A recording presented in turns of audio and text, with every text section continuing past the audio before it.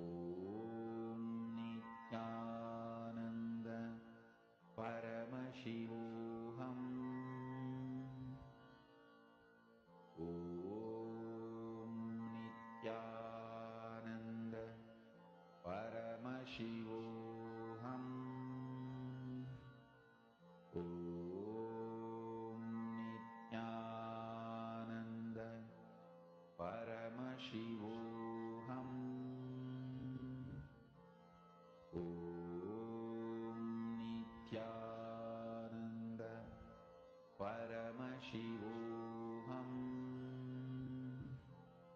Om Nithyananda Paramashivoham.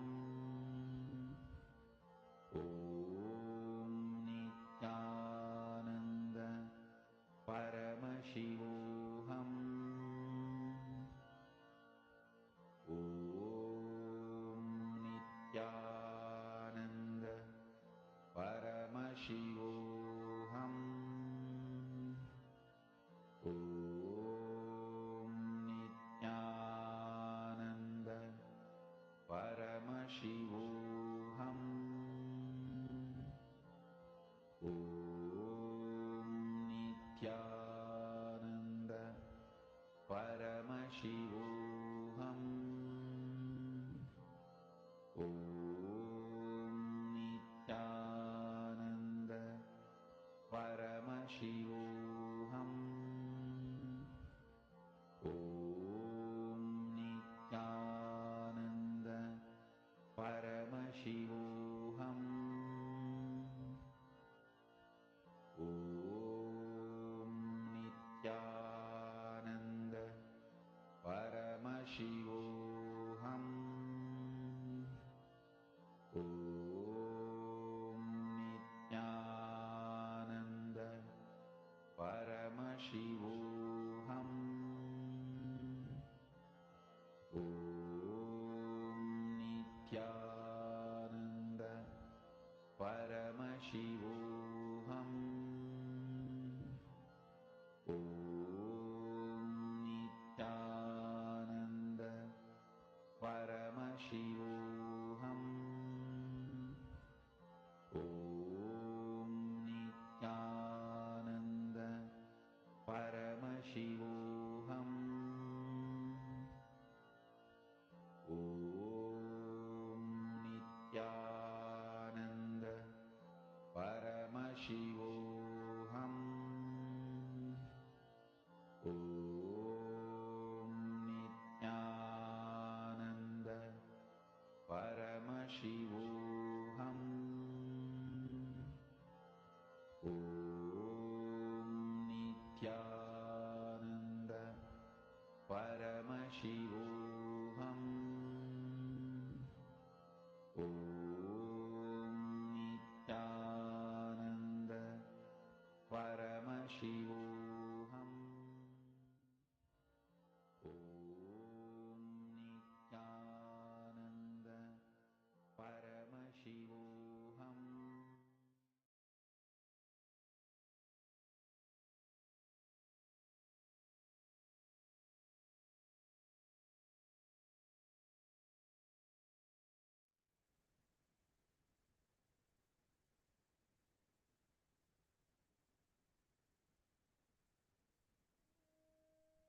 Yes, please relax. How many of you have manifested? How many of you were able to connect to your friends and family members?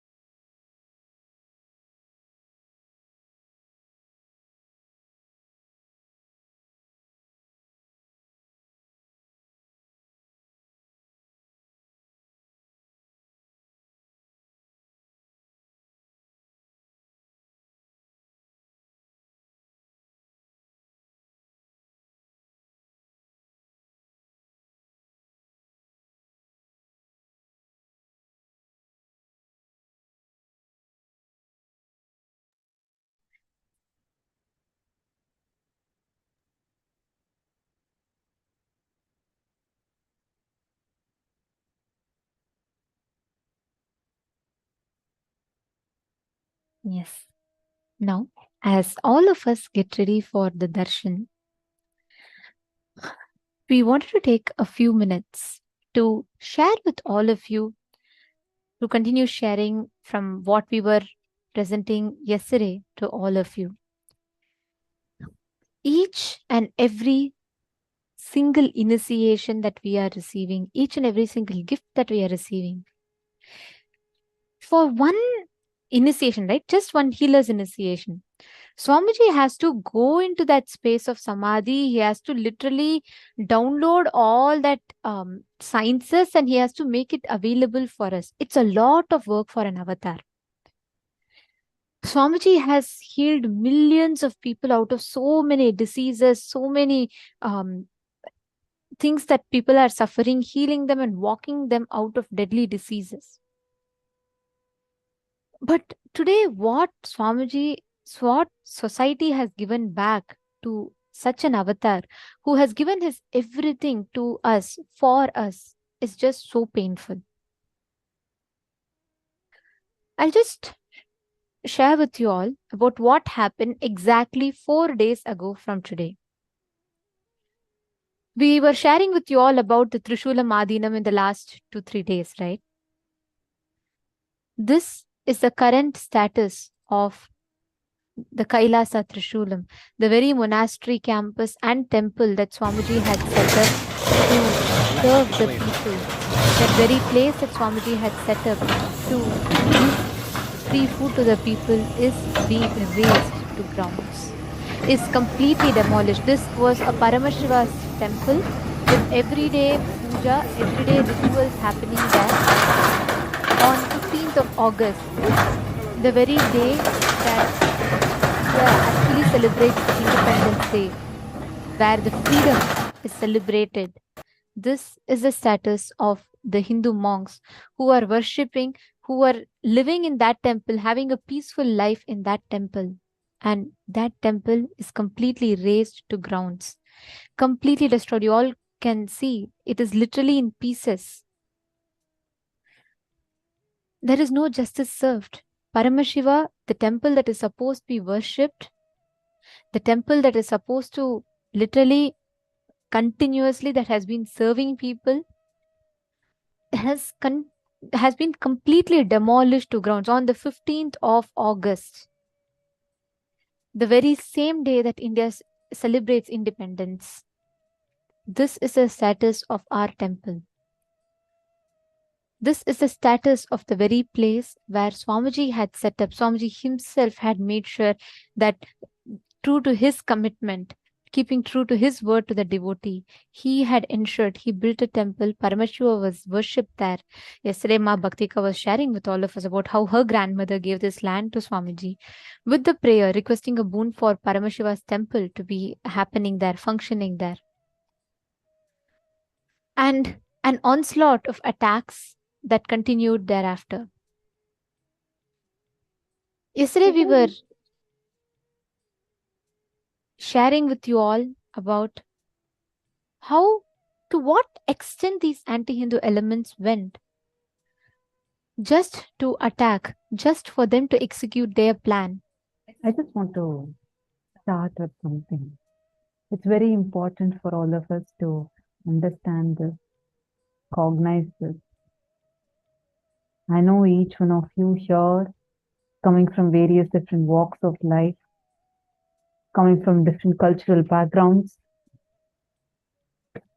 especially given that all of us are here spiritual seekers, this kind of a violence, this kind of inhumanness, cruelty is something that's unheard of.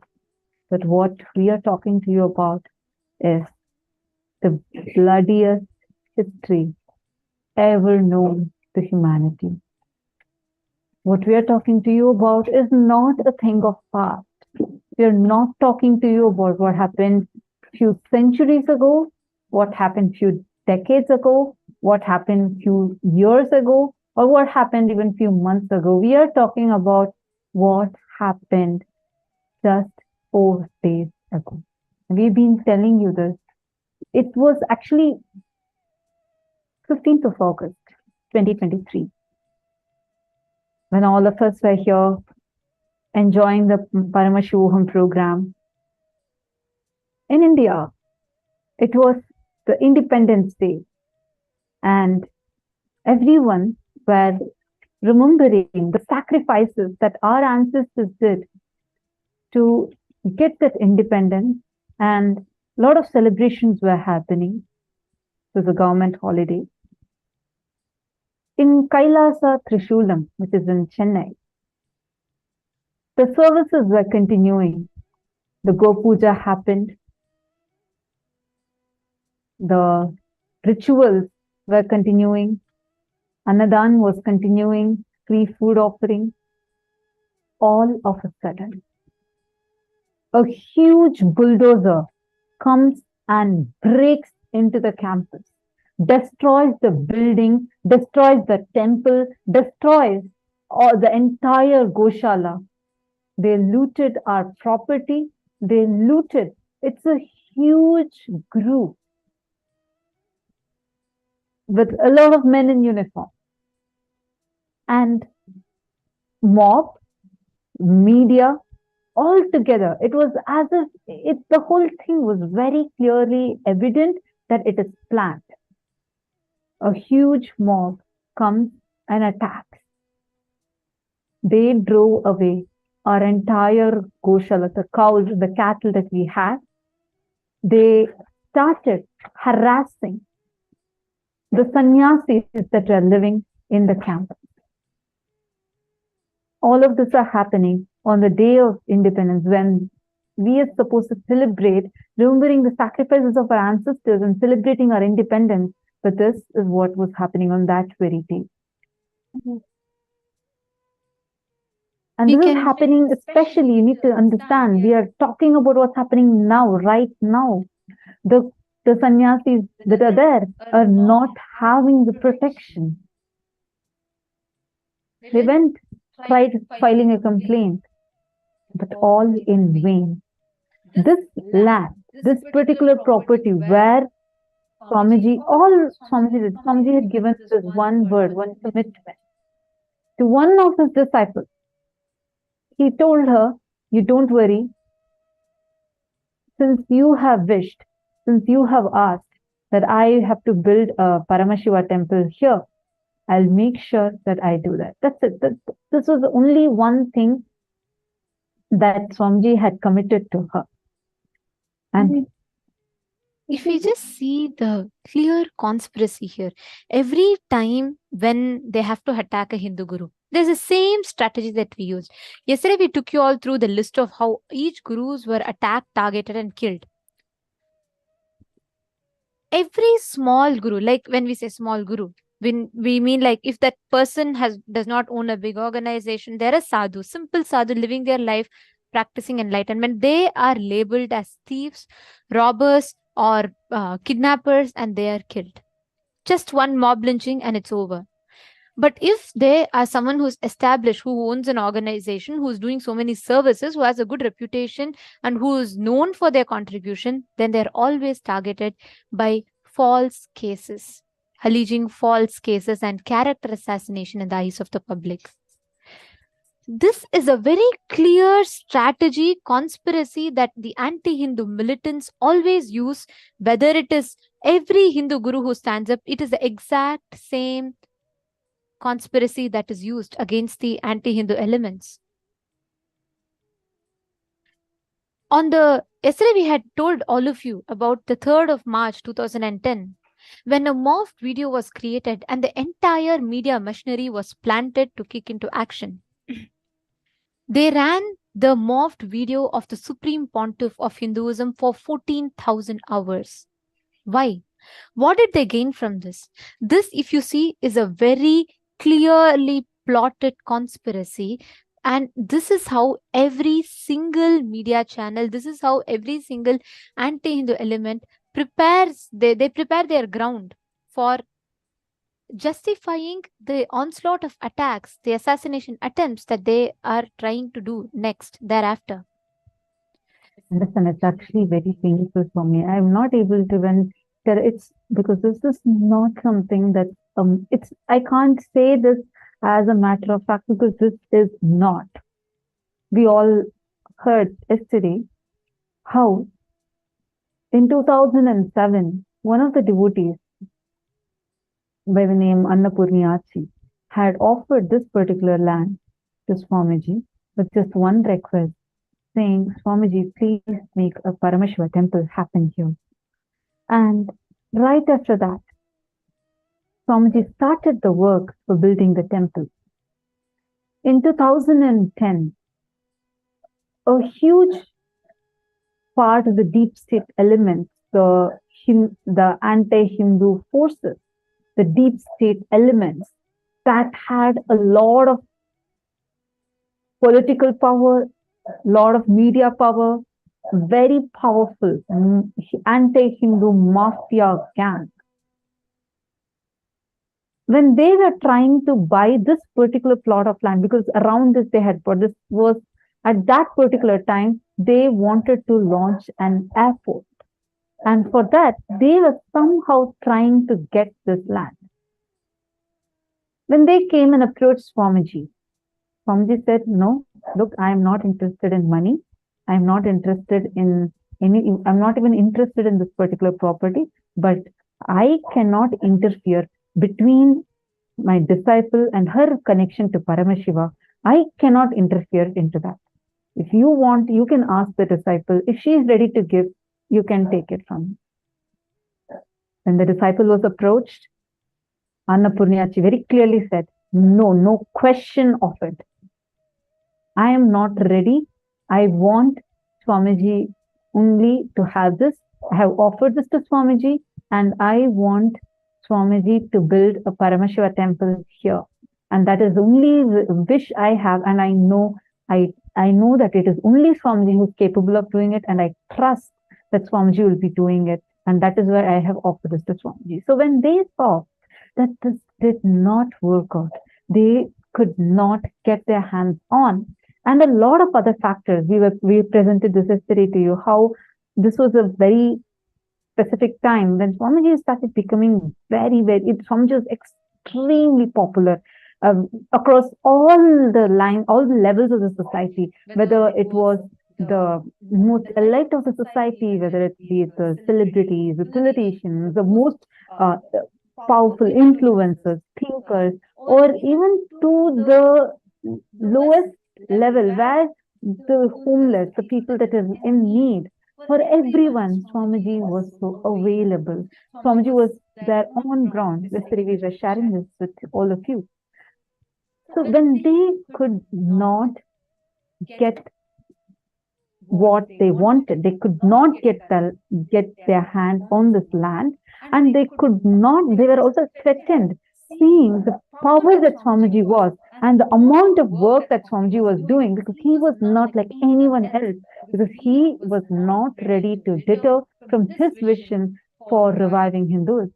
At that time, they created a morphed video, a very obscene morphed video of Swamiji and aired it for over 14,000 hours through all of their media networks and did a series of slanderous character assassination through multiple shows and obscene materials, morphed obscene materials. Actually, this conspiracy was admitted by the COO of Sun TV. This was the main network, which was one of the top key players, conspirators, who did this whole attack, because all they were looking for is one, they somehow wanted to get this land and they wanted to attack Swamiji, because this whole group is an anti-Hindu terrorist group. We have a video where Hansraj Saxena, who was the Sun TV CEO, he confessed how Actually, this Sun TV is the very same channel that had worked actively on spreading this morphed video content, and much after this video came out, and it was continuously circulated on all of these platforms. See, if you understand the strategy behind this, all the anti-Hindu elements got together, joined their hands, so that they can first create a ground to justify. They incite the mob hatred. Let me give you all an example. Today, we all use social media platforms, and we're so on Instagram, Facebook, etc. Now, if someone is constantly, you see one meme on some news, let's say just some news, right? First time you see, you will have doubt.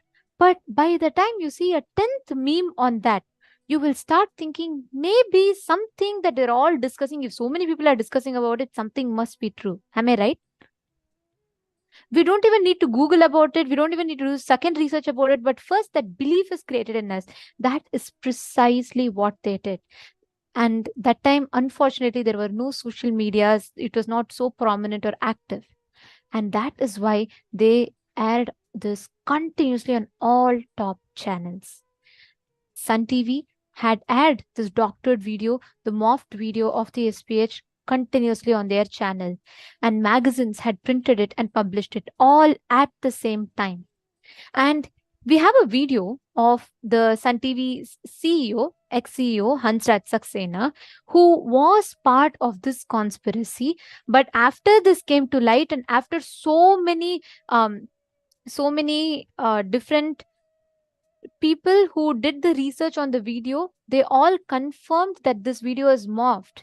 When so many people started coming out saying, exposing how this video was morphed, the Sun TV CEO Hansraj Saxena had come out in the public and confessed how they morphed the video just to get money and use it for extortion. We are going to play that exact clip where he is coming out. The Sun TV CEO Hansraj Saxena had confessed clearly that the whole video was morphed and used for blackmailing and extortion.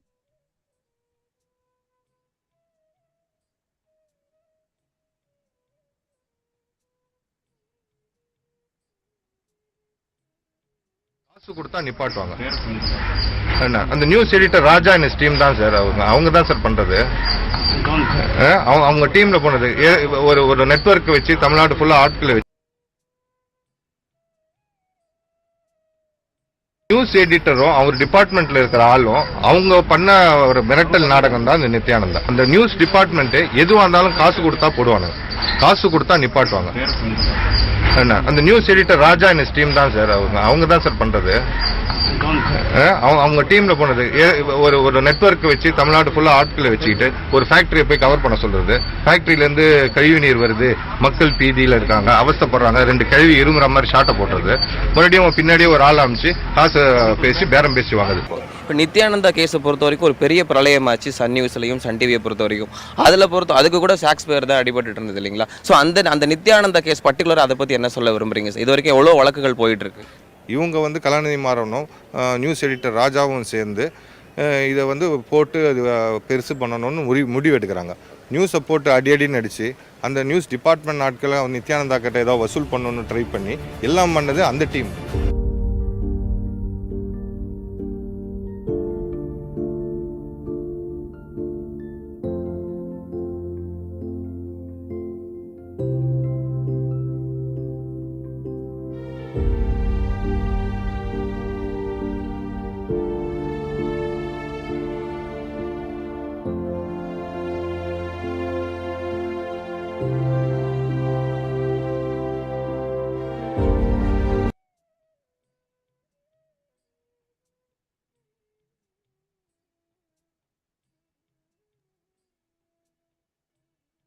We can see how very clearly, despite the CEO of the same channel that aired the false video coming out in public and clearly confessing that they had morphed this video,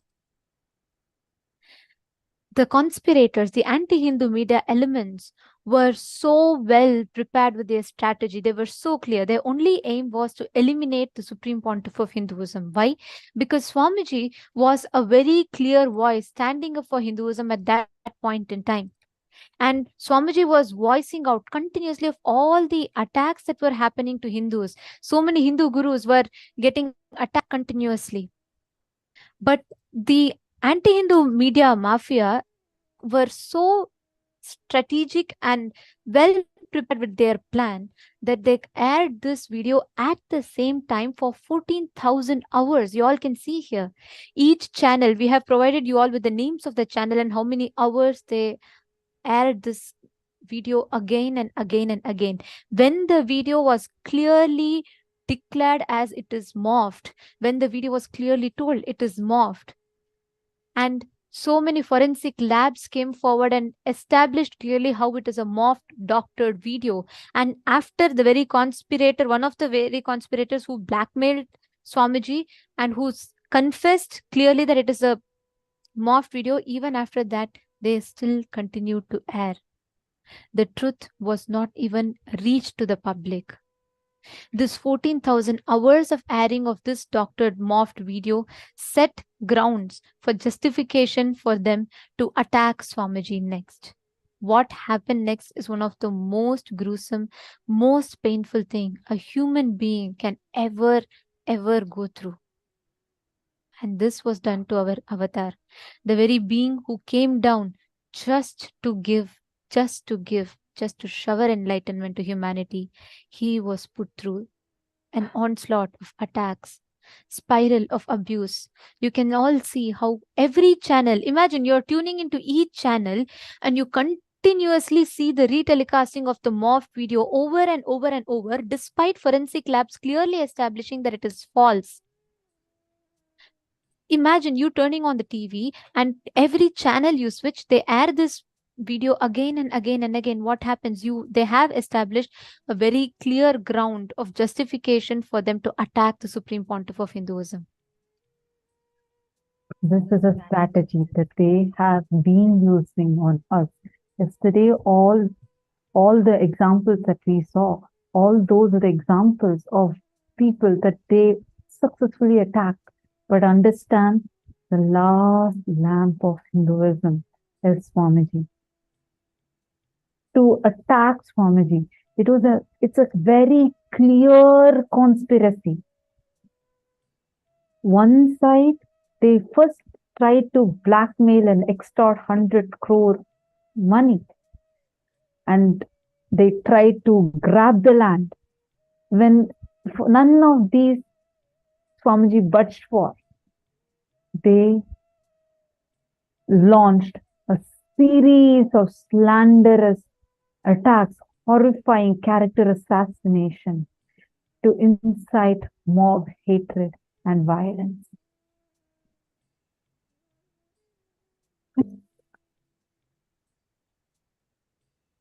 False news, the hate material was being spread all over the media. There was no room for people to think. This is the exact strategy that all the anti-Hindu elements use, all the mafia, the anti-Hindu media mafia uses.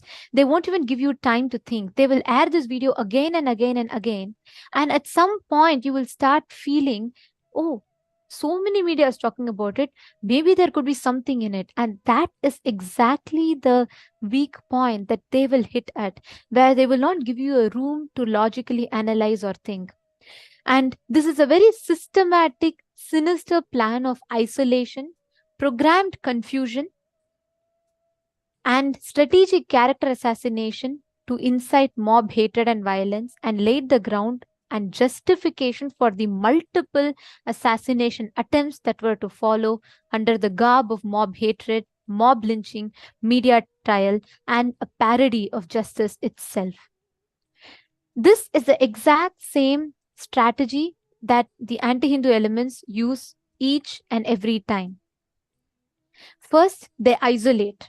So every time when Hindu gurus attack, the first thing they do is they keep airing this video. They spread the misinformation, and they isolate as if it is only independently just that guru getting attacked. That is why so many Hindus to this day, that is the most unfortunate thing. So many Hindus think, oh, it is just one guru who's getting attacked, and they all ignore. The anti-Hindu gang very strategically do not even allow us to cognize that Hinduism at large is getting attacked. We showed you all a statistics of how the last 97 years, so many Hindu gurus were constantly attacked and killed. After they isolate, the second thing they do is they demonize in the eyes of the public. How do they do that? By media trial. Continuously, they spread false news, misinformation, and they air it again and again and again without giving you time to think, and they start demonizing that guru in the eyes of the public. This is the exact strategy that was used to Swamiji. They already had a conspiracy clearly laid out. They released the morphed video just as planned, and they were, you all should know a very, very important fact. Even before they released the morphed video to the public, already the media and henchmen planted by these anti-Hindu elements were standing right outside the campus in ready position to attack even before the news was out in the public. This itself clearly shows how it was a very clearly planned conspiracy. It was a very clearly plotted attack. After they demonize, they next do the character assassination actively by inciting mob hatred. They next create programmed confusion, means nobody understands what is happening. They incite mob hatred, take the mob and leave, and the mob destroys everything. Nobody will even know what is happening. That is a strategy used every time for every single guru that has been destroyed. And Swamiji, who is the only hope for Hinduism, was also subject to the exact same thing. This assassination, this plot, this conspiracy set clear ground for their assassination attempts.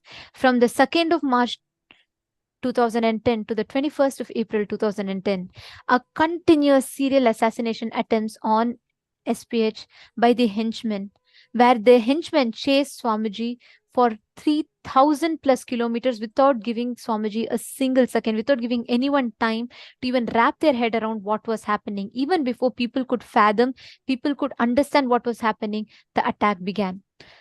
Bhaktika Swami, you were there on that day when they released this morph video, and you were there in the Adinam. You were part of the group of sannyasis that were there, and you know on both ends. One, you know how they behind the scenes they try to extort money, and you were there when they tried to blackmail your grandmother, and when they were trying to blackmail Swamiji to give that land. And you were also witness, like you were sharing yesterday, how Swamiji stood by his commitment to his disciple just because of that one commitment.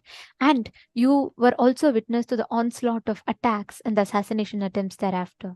How was it for you when you stood there and when you witnessed how they were continuously attacking Swamiji?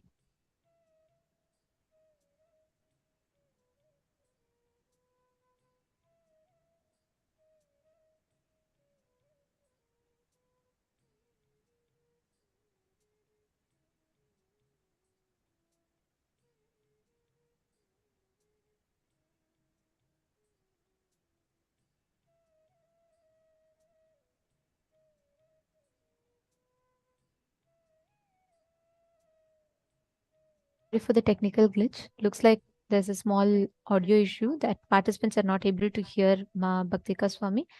As she's fixing it, and she'll be right back with us. But I just wanted to show you all, just to summarize what Ma Bhaktika Swami is sharing.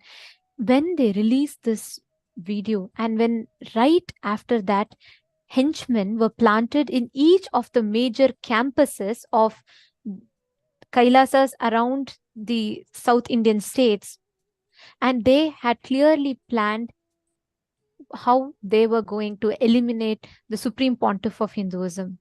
I just wanted to tell something very important over here.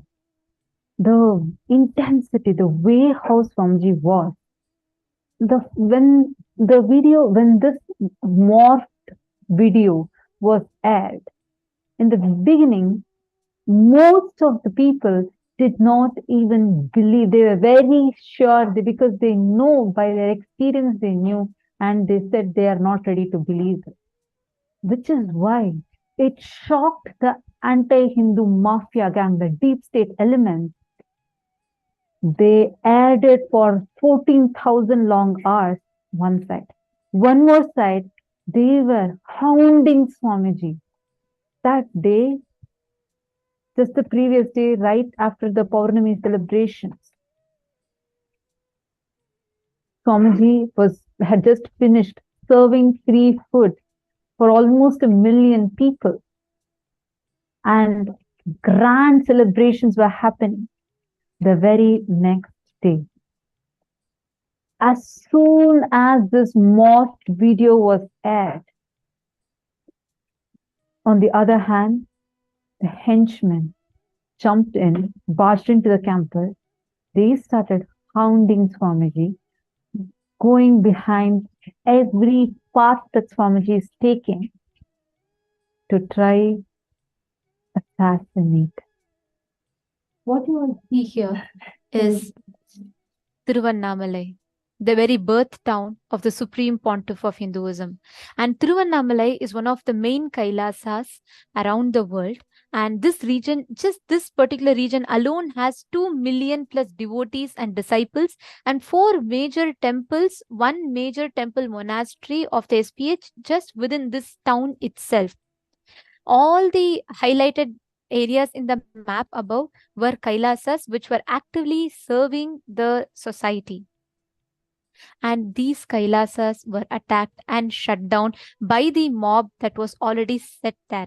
You all can see here, this is exactly 24 hours before. This is 24 hours before 2nd of March 2010. As part of the religious festival, millions of devotees had gathered in the Tiruvannamalai monastery campus, and there were over 3 million devotees who were offered Annadan on that day. This is just 24 hours before the attack, the deathly ambush that were followed the next day. You all can see millions of people gathered there and how they were all fed the Annadan. This is the crowd, the picture of the crowd that you see right after that on 2nd of March 2010. Right after, as soon as the false news against the Supreme Pontiff of Hinduism was broadcasted on television in the evening, by night 8:30 p.m., the anti-Hindu terrorists, the anti-Guru Hindu mafia reached the main campus, Tiruvannamalai temple, in search of the Supreme Pontiff of Hinduism to assassinate the Supreme Pontiff. This is on 2nd of March. You all can see the violence, and you can see the media telecasting this violence just to incite more mob hatred, just to incite the hatred in the mob so they can agitate the mob to attack more. This was a very clear planned conspiracy. On the 2nd of March 2010, the disciples just barely managed to distract the assassins and take Swamiji safely to exit the Tiruvannamalai temple monastery campus. It was just a small hairline escape. On the 2nd of March 2010, you can see the whole Tiruvannamalai campus after a week of attack. Completely, the whole campus had to be closed down. The campus was razed. Things were broken. You all can see how the media channels were publishing it so proudly, saying the whole monastery campus is destroyed. Our sannyasis were attacked. You can see the before attack and after attack. Before attack, the regions that were actively functioning and serving people. After attack, there was zero. There was zero place. There was not a single monastery that could function. The monasteries were completely destroyed. Every monastery that was built with the blood and sweat of the Supreme Pontiff of Hinduism. First, they destroyed. Second, they prevent the revival. Third, they hurt the sacred sentiments. They hurt our religious values. They hurt the very life purpose of us sannyasis. Deities were defiled, looted. The jewelry on the deities was stolen. The temples were forcibly shut down in front of our eyes. The mob used to jump into the campus, through the windows, through every gap that they found. They used to break all the windows and doors. They used to attack the temples. They used to attack the deities, loot the jewelry. From Tiruvannamalai, Swamiji was safely, the disciples somehow managed to take Swamiji out and take him to Sirgari, the next place. The henchmen immediately followed, and there was so much of, the whole conspiracy was so clearly planned. Even before Swamiji could reach, again, there were mob there. You can see the pictures here. The media had already published that there's attacks happening, and the mob were sent there to cause the whole attack. And when they were unable to locate the SPH, they threatened the devotees to disclose the whereabouts of Swamiji, and they threatened that they would burn down the entire building. They vandalized the entire center, tore the banners of Supreme Pontiff of Hinduism, and set the whole campus on fire. Just hours after releasing the video, they were having this plan so clear, they were executing it in a matter of minutes. You can see on the 3rd of March 2010, the temple was destroyed. Around 1:30 a.m. in the midnight, early morning, a meditation center in Sirgari, which is just very close by to Tiruvannamalai, they were trying to pin the Supreme Pontiff of Hinduism. They were trying to trace where Swamiji was. And when our disciples and devotees refused to tell their whereabouts, they went campus by campus. They were destroying every single campus. The deities were desecrated. They were completely destroyed.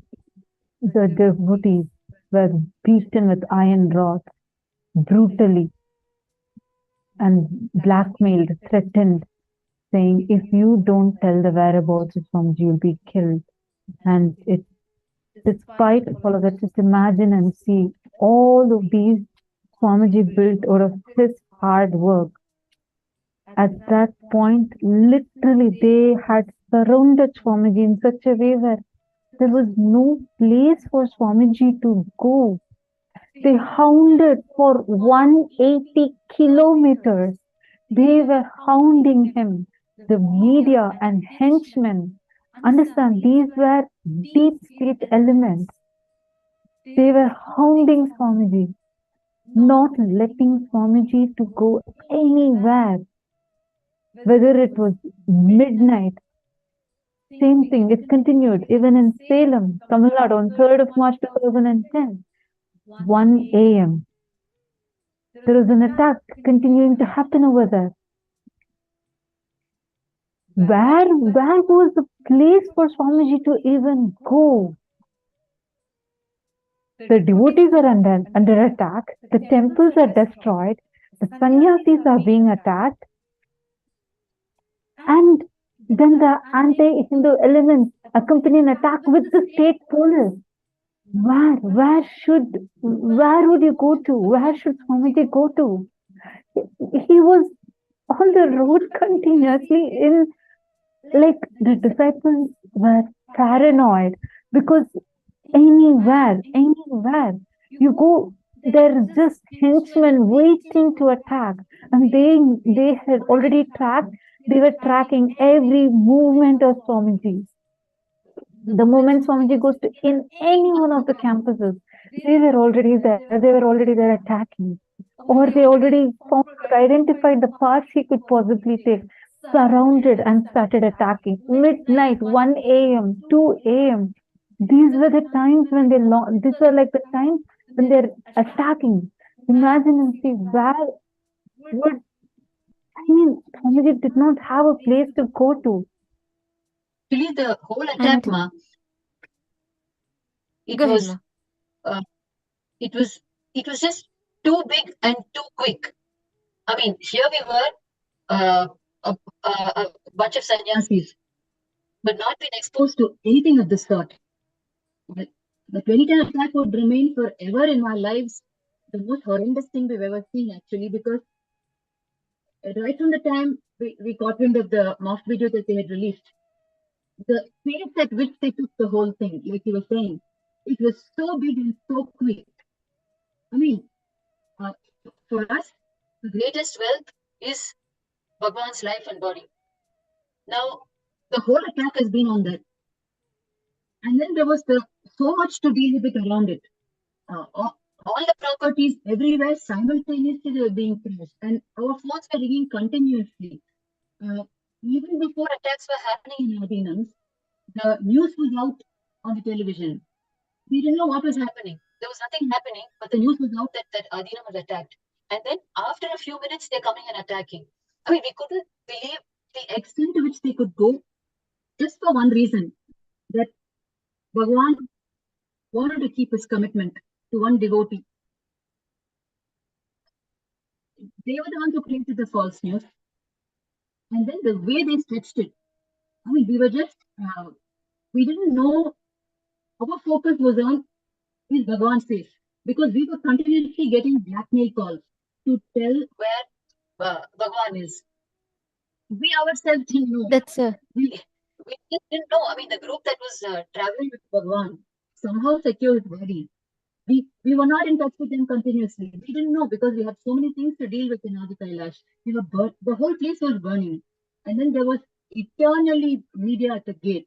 And media had already jumped over and come in. It was used. I can totally understand what you are saying, Mom. Because right now, even for all of us, when we all see that Swamiji is not physically available for the humanity anymore, how painful it is. Swamiji is just there. Swamiji is still making himself available despite of all the attacks on two-way. But still not having Swamiji physically being in Swamiji's breathing space for the humanity, it's one of the biggest loss. When an avatar is available, not being able to access him is the biggest loss. And imagine at that time, continuously attacks. None of the disciples knew where Swamiji was. They didn't even know if Swamiji was safe. They didn't even know. They're only seeing all the news in the media. And continuously media is inciting so much of hatred. The sannyasis kept receiving calls, threats, messages. You all can see here how very clearly planned it is. Here from Tiruvannamalai, when the attack started, already Sirgari was attacked. And at the same time, at 1 a.m., Salem was the next place targeted. You all can see the map here.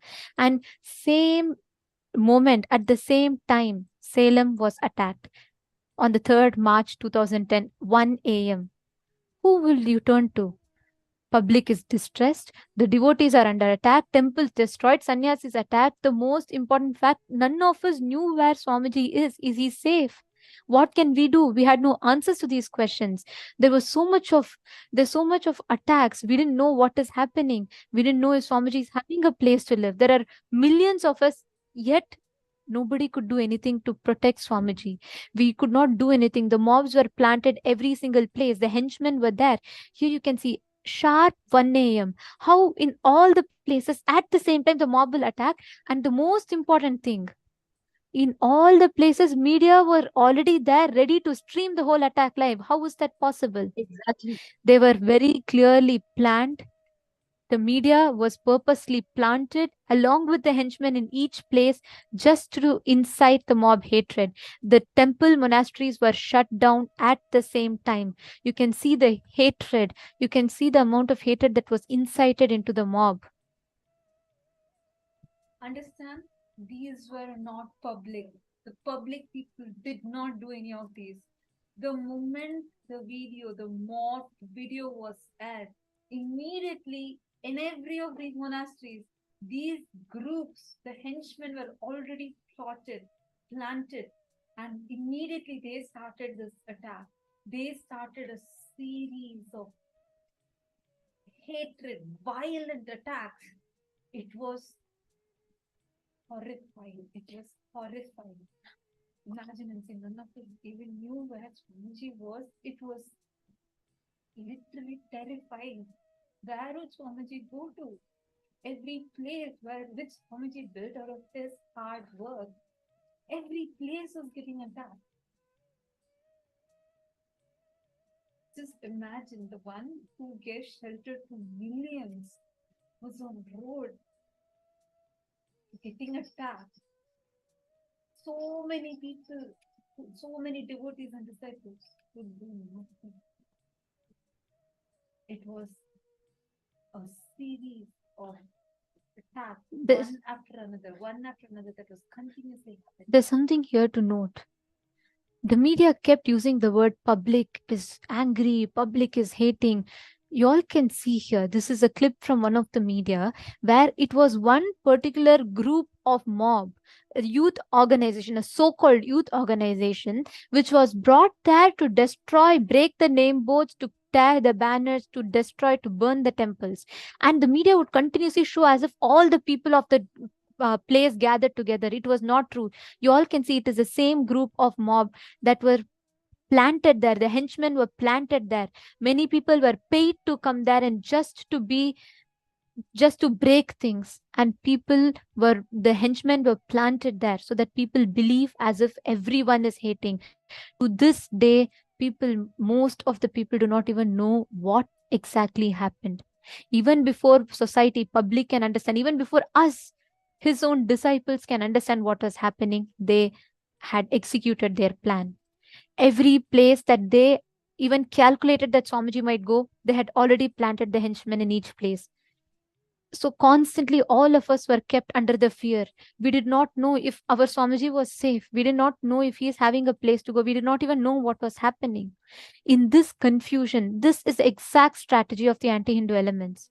They keep us in continuous confusion so that they have so much of room to attack and assassinate the Supreme Pontiff of Hinduism. Here you can see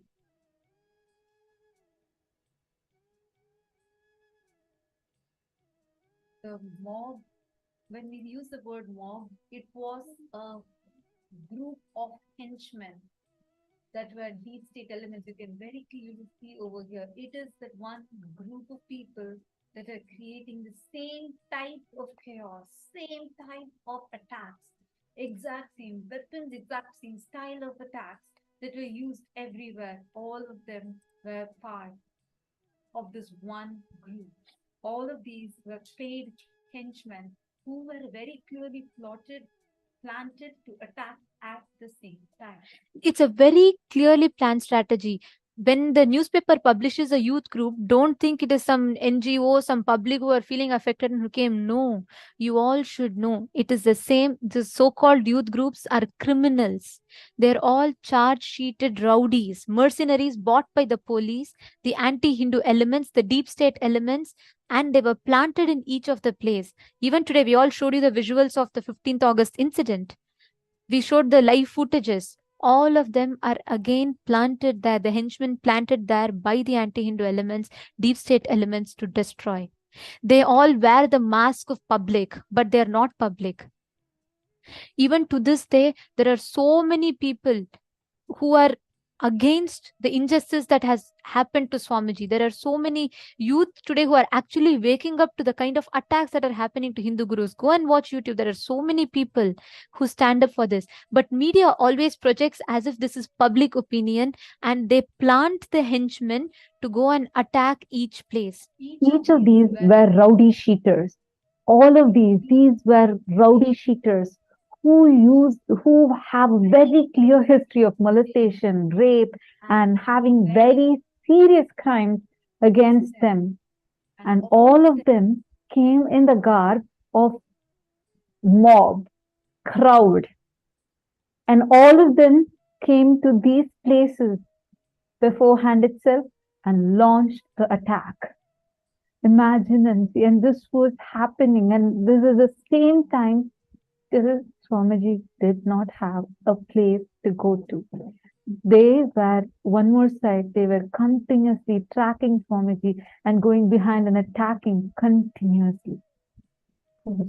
Is the very same temple that Swamiji used to serve the community. Just here is a picture of Salem Adinam just before the attacks, the services that were happening, the community services, offering puja, homa, healing to people, conducting classes, pujas, and that exact same Adinam was razed to ground. The next to follow was Rasipuram. The henchmen clearly tracked that they planned and they calculated that this is the next place that Swamiji might go to. They immediately followed. All these are happening in matter of just few hours. There was no place, there was no second to breathe, there was nothing. And by the time people can wrap the head around what happened, the next attack, you all can see here, this is the Rasipuram temple, which was completely razed to ground. Again, the same henchmen planted there with the media ready there to stream what was happening. And they telecasted this destruction live. As the mob got into the campus, our women were raped, they were assaulted, the sannyasis were beaten with stones. Everyone were threatened to tell where Swamiji is. Imagine just reliving this pain, reliving it is beyond even explainable. We all didn't even know where Swamiji was. We all didn't even know if he was safe. If something happened, Swamiji is life for all of us. And imagine what would have been happening every single campus. No devotees were given time to even breathe. We didn't even know if Swamiji was safe. And they kept attacking, one after the other, one after the other. The next was Rasipuram. How Rasipuram was attacked. How the mob came and attacked Rasipuram. Right after that followed was Namakkal. And Namakkal was the next place. You all can see in the map. They calculated, if not there, next when they didn't find Swamiji even in Rasipuram, they straight headed to Namakkal. And here on the 2nd of March 2010, the Namakkal temple, the Supreme Pontiff of Hinduism, you all can see there was an Ayurvedic healthcare center and the patients were there receiving this free service offered by Swamiji. And all the patients were in the healthcare center. And 2 days later, police suddenly came there at night in the name of the anti-Hindu, the deep state elements came there in the night in the name of investigation and terrorized the patients. The temple was forcibly shut down. The services were stalled and the whole area was completely destroyed, razed to grounds.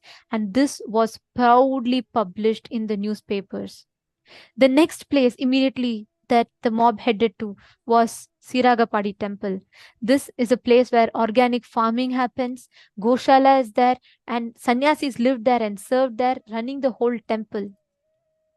And you all can see here Swamiji conducting the 3-day meditation program in that very same Adinam, the main monastery campus of Salem. And each of these campuses were destroyed. One after the other, one after the other. They were razed to grounds. Each of these places that Swamiji himself personally went, poured his blood, sweat, energy, healing people, making himself available for people, being there for people. That exact same place were completely destroyed, brought to ground. What an avatar gifted to humanity. He dedicated his whole life for the sake of humanity, and this is what humanity gave back. This is what humanity gave back to all the Tyaga that an avatar did. Understand, so many of you are asking, what can we do? I see many, many messages. Some of you are saying that any conscious being with mature mind knows that these kind of incidents are organized attacks and it's paid and supported. So many of you are saying their consciousness is so low. What can we do? Too much of destruction. This is too heartbreaking. This is no words. What can we do? Many of you are asking that these people go to hell. I see many such messages. Understand, it is too important that Kailasa is revived. Understand, how can the Supreme Pontiff of Hinduism go through this? The one from the time he descended into this planet has been working so hard just to serve humanity and just to revive Hinduism. How can he go through this kind of crime against humanity? This is a crime against humanity. This is not just a persecution. This is a crime against humanity. We have only started presenting to you. We have still not even covered even 1% of what Swamiji went through. He went through all of these, and we also showed you the clipping of what's happening today in Kailasa Trishulam. Understand, it's too important that we all, Hindus, come together. All the born, living, and practicing Hindus. We are 2 billion in number. If we come together, our power is enormous. But right now, unfortunately, because of centuries of attacks and the Hindu Holocaust that we all have been subjected to, we have been so deeply persecuted, consciously raped, that we have lost even the strength of our very identity. Right now, when our Supreme Pontiff is getting attacked like this, Hindus are standing spineless. It is high time. How can in such a modernized day, when we all are saying we have access to so much of information, social media is there, how can this happen in broad daylight? How can this kind of an attack even happen? Understand, every one of us here, it is not just these mercenaries, henchmen, the deep state elements, the anti-Hindu deep state elements attacking so actively. It is our criminal negligence. We all the Hindus need to come together. We need to unite. It is high necessity for Kailasa to be revived. What for Swamiji is doing so much of sacrifice? Why should Swamiji? They threatened for one thing for Swamiji to give up Hinduism and declare himself secular. There are many gurus who are not being touched because they declared themselves as secular. But Swamiji did not deter from his commitment to us. He is doing this for the sake of each one of us. He did not give up on Hinduism. He did not give up on his mission or vision, the commitment that he has given for us, our enlightenment. There's a very beautiful message that I would like to read out, posted by one of the participants, Ma Nitya Sadashivaya. She has posted, Swamiji as avatar does not need us. Life or death is nothing to him. But it will be lifetimes of loss for us, of which we can ever recover. That is why, besides asking for boons to Swamiji, let us also pray for Swamiji for safety and Hinduism safety assured solutions and fast. Especially those who are good at manifesting powers, let us use this power. Of course, all of us should use collectively our will persistence to make it into reality. It is too important. Let us do it soon before we regret it. It is so disheartening. Swamiji is smiling compassionately in every single satsang, but it is shadowed by his painful image when he was tortured. Ma Nitya Sadashivaya, you have literally verbalized all of our pain, literally what each of us will be feeling right now. This Swamiji as an avatar is beyond all of this, like you beautifully put. True, he is beyond life, death, he is beyond each of this. But losing an avatar is one of the greatest loss for us, humanity. We will regret it for lifetimes. Already today, we are not having access to the physical breathing space of the avatar. An avatar who comes down, it is not a joke when the consciousness descends down in planet Earth. And he happens once in a millennia for human beings. And when such an avatar happens, taking him for granted and losing him is a loss that we can't recover even after lifetimes. And like you beautifully said, each of us, it is time that we stand up. I just wanted to add one point that you put. You put now, instead of asking boons to Swamiji, let us pray to Swamiji for his safety. Please understand, it is a time where we have to stand up. We have to do in action. It is not time to sit and pray. It is not, see, Swamiji, like Swamiji has multiple times told in satsang, Kalabhairava is there. Swamiji is not going to give up. Swamiji will manifest and make Kailasa happen. But do we, human beings, do we, the society, want to give this to an avatar who has given his life and everything to us? Do we want to let this happen to our beloved Swamiji, who does not let one suffering befall on us? Just one small thing that happens to us, Swamiji will tell, don't worry, ma, I will take care. He will go to any extent to protect us. Do we want to let this happen to our beloved Swamiji? He's already literally chased out without a place to live or stay. Humanity has done the worst possible thing to an avatar, and still every single time Swamiji comes and sits in the darshan with that smile, with that love. His compassion is enormous, like that of an ocean. But do we, human beings, want to give this to an avatar? That is a question each of us need to ask ourselves.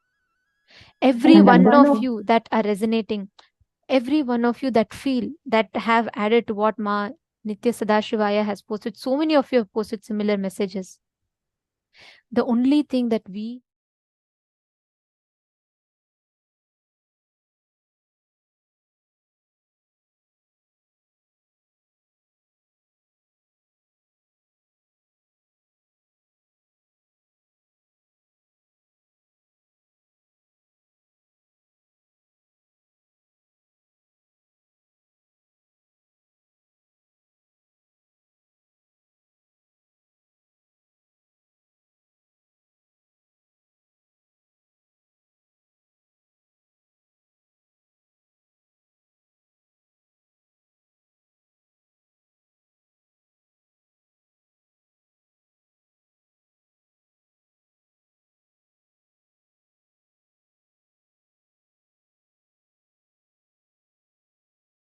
the dharma. If your family commitments is not permitting you, sign up for Sarvagnya Pita. Become part of the founding fathers and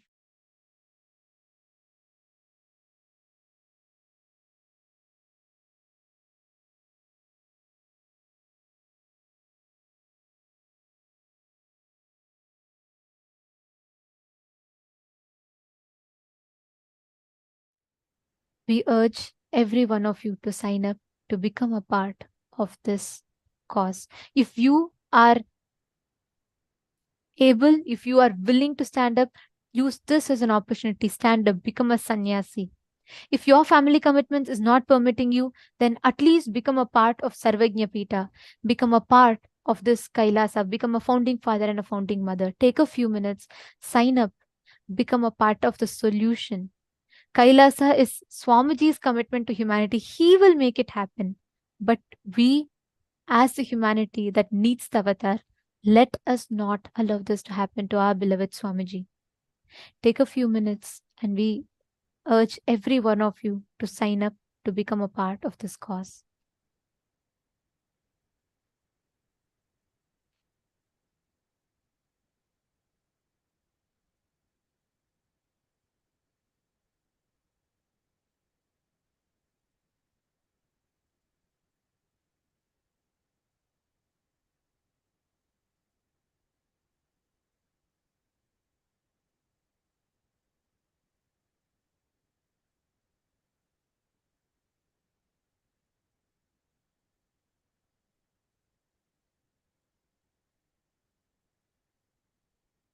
If you have an intention, you think, yes, I want to be a part, I want to do something, I want to be a part of the solution. There is something that I would like to do, but I need support for me to take that action. Even if you are in such a situation where you would like to have some more guidance on how you can be a part, you would like to know more about this, then take a few minutes. You all can head to sksjp.org, where support desk team will be posting the link in the chat for all of you. You can head to sksjp.org and you can put your intention in that. And understand, today all of us are receiving the initiation, the healer's initiation, receiving one of the most beautiful initiations from Swamiji. He is here yet again to manifest, to give us this experience, to manifest all that we want for us. All we need to do is just be a part, just receive it, and let us not do this to an avatar who has made himself available. Even today, Swamiji is here again to give us a darshan. and to initiate all of us into the healer's initiation. As all of us are going to be receiving the healer's initiation today, I request every one of you, let us all become part of the collective solution. And now, let us all get ready to receive the darshan. We request all the participants to settle down. Let us all remember the Sarva Parityaga, the Tyaga that an avatar has done to be here with us, and never take the avatar for granted. Let us connect. Let us get ready to receive Swamiji, to receive Bhagavan Jvarabhagana Murthy, the ultimate manifestations of Paramashiva. We request all the participants to please sit straight with your head, neck, and spine in a straight line.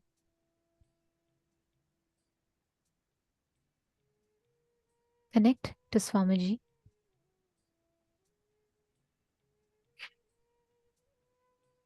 And we will now be chanting the Dhyana Shloka of Bhagavan Jvarabhagana Murthy.